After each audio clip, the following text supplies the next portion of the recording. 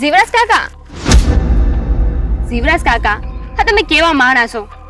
હા નટુની વહુને વિશે કવડો છે અને તમે એને દવાખાને જવાના પૈસા નથી આપતા? આવું જો તમારા છોકરાની બહુ હારે થયું હોય તો તમે કેવા દોડા દોડ દવાખાને જાઓ? એ મેં અહીંયા હદાવ્રત નથી ખોલી રાખ્યું કે મારા ઘરે જે કોઈ આવે એને પટારો ખોલીને પૈસા આપી દઉં. પણ માણસમાં છે ને માનવતા તો હોય, અને જે આવે એ નહીં, એ ભાગ્યો છે. તમારે એને મજૂરી કરે છે, હા એને પૈસા દેતા ભી પડે છે, અને એ પૈસા તમારી પાસે ન માગે તો કોની પાસે માંગવા જાય? હા ગામમાં માંગતો ફરે. ભગવાને તમને જેટલું આપ્યું છે એનો સદુપયોગ કરો. આ બધું હું ઠાઠડીએ બાંધીને લઈ જવાનું જ તમારે? એ છોકરીઓ, તમારે મને ઉપદેશ આપવાની જરૂર નથી. હું ઠાઠડીએ બાંધીને લઈ જાઉં કે ન લઈ જાઉં, તમારે શું લેવા દેવા? જીવરાજ કાકા, અમારે કઈ લેવા દેવા નથી, પણ જ્યારે ગરીબની હાય લાગશે ને ત્યારે ખબર પડશે. આ એકે બાજુના નહીં રહ્યો તમે. અને હા, ભગવાને સમય આપ્યો હોય ને તો એનો સારી રીતે સદુપયોગ કરી લેવો જોઈએ, પછી ખબર નહીં શું થાય. આજે સમય પણ મારો છે અને સંપત્તિ પણ મારી છે. મારે સમય અને સંપત્તિનો કેમ ઉપયોગ કરવો ને એ મને સારી રીતે આવડે છે. તમારી સલાહ અને ઉપદેશની મને જરૂર નથી. તમે જે કામ કરતા હોય ને એમાં તમારી બુદ્ધિ ચલાવો. આમ સંપત્તિનો ઘમંડ છે ને આટલો બધો સારો નહીં. અને જીવરાજ કાકા, એક વાત તમે જ વિચારો ને, હા તમારે એને મજૂરી કરે છે, રાત દિવસ મહેનત કરે છે, અને ત્યારે તમારી પાસે એટલી સંપત્તિ આવી છે. એમનામ નથી આવી, એ કામ કરે છે ને તમે ધનવાન થયા છો. આવી રીતે તમારે એને કામ કરે અને તમે એને હેરાન કરો છો. હું કોઈને હેરાન નથી કરતો, બધા પોતપોતાના લખણે હેરાન થાય છે. કેમ? નટુભાઈએ એવું શું કર્યું છે તે હેરાન થાય છે? હા, અને આ નટુભાઈ જેવો છે ને માણા ક્યાંય નહીં મળે. રાત દિન બિચારો મહેનત કરે છે, તો તમે એવું કહો છો કે પોતપોતાના લખણ હેરાન થાય? આવું ન હોય. મેં બધાને હાજર કરવાનો ઠેકો નથી લીધો. તમને બહુ દયા આવતી હોય ને તો તમે બે એને પૈસા આપો અને એની વહુની સારવાર કરાવો. નટુ કાકા, અમારી પાસે એટલા પૈસા હોત ને તો અમે જ લઈ ગયા હોત. અમે તમારા જેવા નથી, અમારામાં તો માણસાઈ છે. અને એમ પણ કરેલા કરમ છે ને અહીંયા જ ભોગવવા પડે છે. આજે ઈનો દિવસ ખરાબ છે, કાલે તમારો હશે, જોઈ લેજો તમે. મારા હું ભોગવી લઈશ, મારા તમારે નહીં ભોગવવા પડે.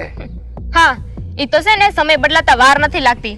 આજે તમારો સમય સારો છે તો કોણ જાણે કાલ તમારો સમય ખરાબ હોય છે. મારો સમય મારી મુઠ્ઠીમાં છે. સમયને ક્યાં લઈ જાવો ને એ મને સારી રીતે આવડે છે. સમયનો તમારો વિચાર કરો કે તમારો સમય ક્યાં છે. અરે તમે મુઠ્ઠી ખોલવા માટે મજબૂર થઈ જશો, એવા હાલત થઈ જશે તમારા. અમે કહીએ છીએ ને માની લ્યો. એનું પરિણામ હું ભોગવી લઈશ. મારી મુસીબત આવશે ને ત્યારે એમાંથી રસ્તો હું કાઢી લઈશ. તમારી પાસે મદદ માંગવા નહીં આવું. વાંધો નહીં જીવરાજ કાકા, આ તમારી આંખે છે ને અત્યારે પૈસાનો પાટો બાંધ્યો છે, પણ એ ખુલતા વાર નહીં લાગે. આ ભગવાન છે ને એ બધાનો હોય છે. બરાબર છે, બધાનો હોય છે તો મારો પણ હશે જ ને. હા, અને આ ભગવાન અત્યારે તમારો છે. બિચારા નટુભાઈની અત્યારે પરિસ્થિતિ નથી હારી. બિચારો તમારે ત્યાં કામ કરે છે તો એને તમારી પાસેથી ઉમ્મીદ હોય ને કે બિચારાને જરૂર પડશે ત્યારે તમે એને મદદ કરશો. વ્યવહારિક રીતે એનો જે હક હિસ્સો છે એ એને ખડે ખડે હું આપી દઉં છું. એનો એક પણ રૂપિયો મારી પાસે જમા નથી, અને એના સિવાયના પૈસા આપવા કે ન આપવા એ મારી મરજીની વાત છે. મરજીની ની માણસાઈની વાત છે, પણ તમારામાં તો માણસાઈ જ નથી. અને એ તો તમારા ઉપર જ છે, તમારે પૈસા આપવા ન આપવા. પણ આ તો છે ને એક માણસાની દ્રષ્ટિએ અમે તમને કીધું કે બિચારા નાના માણસની તમે મદદ કરી શકો ને તો સારું કહેવાય. તમારી પાસે પૈસા નથી ને, ગામમાં ફંડ ફાળો કરો એના માટે. બહુ એના માટે દયા ઉપજે છે ને તો કટોરો લઈને ગામમાં ફરો કે નટુની વહુ માટે ઈલાજનો ફાળો આપો, ફાળો આપો, ફાળો આપો. ઉઘરાવીને સારવાર કરાવો. જાઓ, ગામને શિખામણ દેવા નીકળ્યા છો, નીકળો. ચાલો નસદીક. જોયું, આને છે ને પૈસાનો ઘમંડ કહેવાય. ભગવાને એટલું આપ્યું છે તો એનો ઉપયોગ કરતા નથી આવડતું. ભગવાન પણ છે ને જેને ન દેવાનું હોય ને એને દઈ બેઠા છે ને એને પારો ચડી જાય છે. આપણે કઈ સમજાવવા જેવું નથી. હાલો.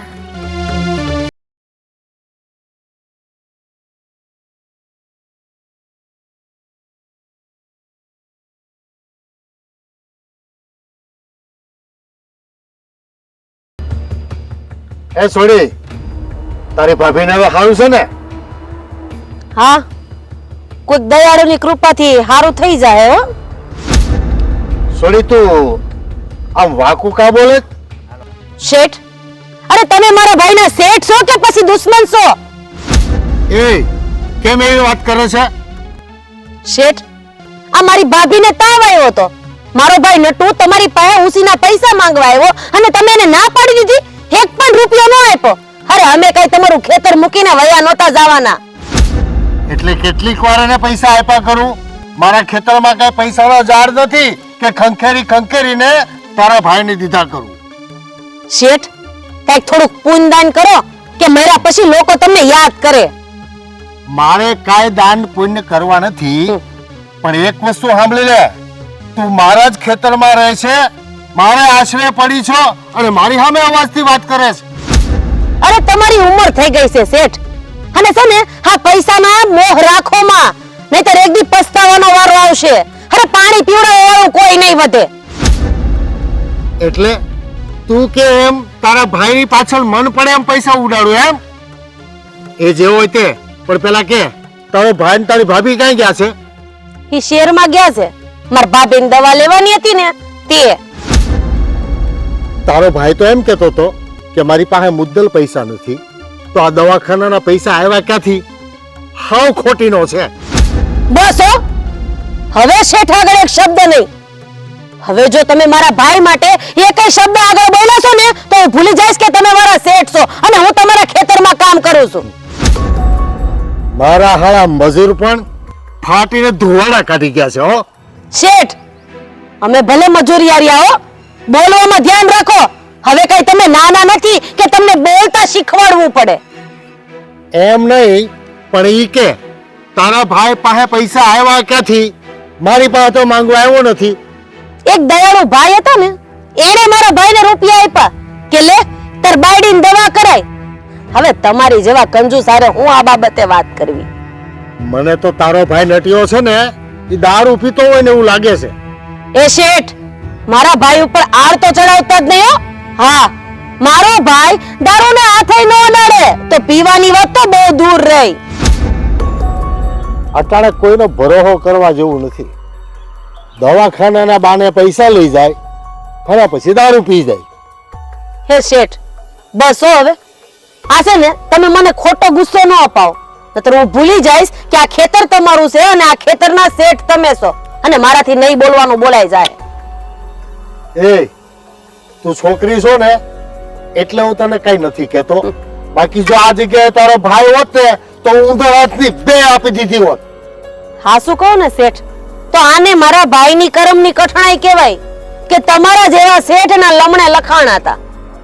એ હારું હારું, હવે તું તારું કામ પતાય, મારો ખોટો વખત બગાડમાં જામ કામે વળગ. હું તો મારું કામ જ કરતી હતી, પણ આ તો તમને છે ને મારી હારે વાતો કરવાનો શોખ હતો. આવ્યા બધા મોટા, તમારું કામ પતાવો. ઓગદીકનો વેતરાઈ જવાનો છે અમારા હાથે.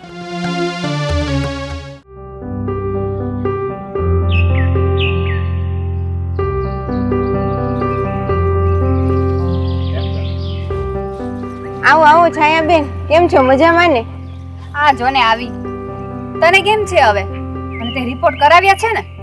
હા બેન, મેલેરિયા થઈ ગયો છે, ડોક્ટરે કીધું સારું થઈ જાય. તું હારું બેન, પૈસા તો પૂરા પડી ગયા હતા ને? હા બેન, તમે 2000 આપ્યા હતા ને, એમાંથી 1000 રૂપિયા રિપોર્ટના દવાનો ખર્ચો થયો અને હજી 1000 રૂપિયા પડ્યા છે. તો હારું. અને હું કહું છું, હજી પૈસાની જરૂર પડે ને તો મૂંઝાતી નહીં, મને કહી દેજે હો ને. તમે બે જણા કેવા દયાળુ છો. ભગવાન તમને બે ને હાજા નરવા રાખે, તમારું બંનેનું જોડલું અમર રહે. તમારો ખૂબ ખૂબ આભાર માનું છું બેન. અરે રમા, એમાં આભાર માનવાનો ના હોય. તને તો મેં અમારા મજૂર નહીં પણ મારી નાની બેન સમજી છે, એમાં મેં કોઈ ઉપકાર નથી કર્યો. અરે બેન, તમારા હારા પાસે નટુએ પૈસા માંગ્યા ને તો તતડાવીને લાત મારી દીધી. હાયલા કરે, જેવો જેનો સ્વભાવ. તને તો મારા હારાના સ્વભાવની ખબર છે ને, તું એનો ધોખો નહીં ધરતી. પણ બેન, અમે તો ઉશીના માંગ્યા હતા ને, પાછા આપી દેવાના હતા, તોય ના પાડી. હા એ તો તને ખબર જ છે ને, મારા હારા હાવ કંજૂસ છે. આ તો તે 2000 માંગ્યા ને એટલે મેં છુપાઈને 2000 આપ્યા છે. આ તારા વડને ને તારી નણંદને જ ખબર છે, બીજા કોઈને વાત ન કરતી પાછી. અરે બેન, તમારા ઘરમાં હું થોડો ઝઘડો કરાવું? હું મરી જાઉં ને તો આ વાત મારા મોઢેથી બહાર ના જાય. હારું, તું છે ને ટાઈમસર દવા લઈ લેજે એટલે જલ્દી હારું થઈ જાય. પણ બેન, આ ડબરામાં શું છે? અરે રે, જો હાવ ભૂલાઈ ગયું. આ ડબરામાં ઘી છે. તારી હાટુ હું ઘી લાવી છું. હાલે, આ ઘી તું ખાજે. તને અશક્તિ આવી ગઈ છે ને એટલે ઘી ને ગોળ ખાજે એટલે શક્તિ આવી જાહે. અરે બેન, આના કેટલા પૈસા આપવાના થાય છે? તમે મારી ઉપજમાંથી વાળી લેજો. આ ઘીના પૈસા લેવાના નથી થતા. અને જો મારા હમ છે, હવે પૈસાની કઈ વાત કરી છે ને તો. વાહ બેન, ખરેખર તમારા જેવા શેઠાણી મને મળ્યા છે. ભગવાનને હું પ્રાર્થના કરું છું સેવાભાવી બધાને તમારા જેવા મળે. બસ બસ, હવે બહુ વખાણ ના કર મારા. અને હું શું કહું છું, આ ડોક્ટરને ફરીવાર બતાવવા ક્યારે જવાનું છે? જઈ આવજે પાછી બતાવવા, આળસ ન કરતી. અરે બેન, આળસ નહીં કરું. 2 દિવસ પછી બતાવવા જવાનું છે, ડાક્ટરે કહ્યું છે. હારું બેન, હવે હું જાઉં છું. અને તું છે ને બહુ કામ ન કરતી, આરામ કરજે. અને જય માતાજી. જય માતાજી.